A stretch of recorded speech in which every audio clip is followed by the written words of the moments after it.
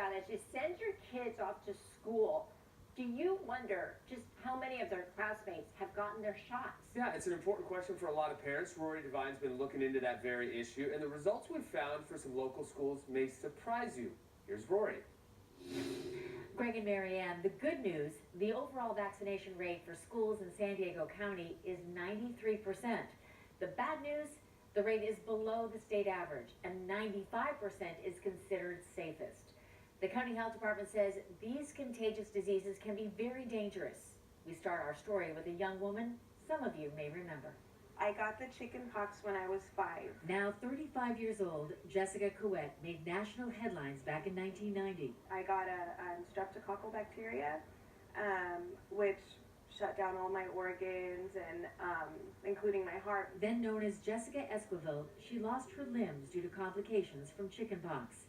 It happened before the vaccine became available in 1995. She's a perfect example of somebody who had a rare complication, but when it happens to you, it doesn't matter if it's rare or not. Dr. Mark Sawyer is an infectious disease specialist with the county health department. I see pockets where we're at risk to have outbreaks of disease. NBC 7 Investigates spoke to him about vaccination rates at schools in San Diego County. Both for the school and the community, the numbers do matter. The numbers are from the state health department for the school year 2017-2018 and include all the vaccines necessary to be allowed to go to school, checked in kindergarten and then again in 7th grade. There's always a subset of children who can't be immunized because they have a disease or a reason not to get immunized. So 95% is good. Once you get below 90, you're taking your chances. According to our analysis, 3/4 of schools reported 95% or more of their kindergartners up to date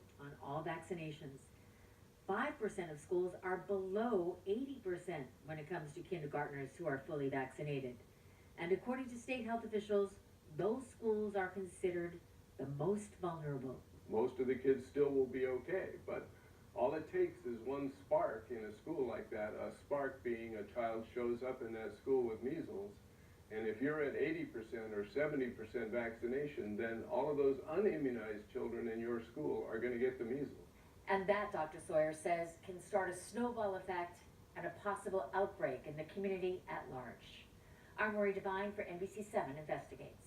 Thanks, Rory. And so how do you know what the rate is in your child's school? Well, the state tracks student vaccination rates in kindergarten when kids are just starting school, and then they do it again in 7th grade.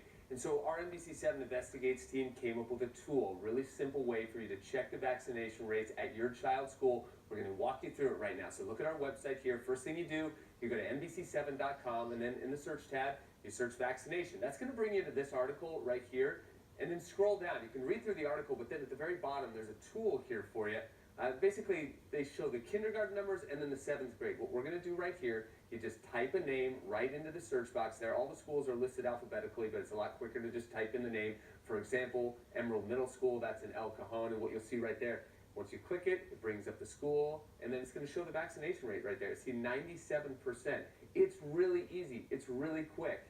So we're going to help you out there. We're going to take a look at another school a little bit later on. Some of the rates, though, not nearly 97%. There's some lower ones as well. So go on there, check them out. You can see not only your child's school, but some of the other schools in your area.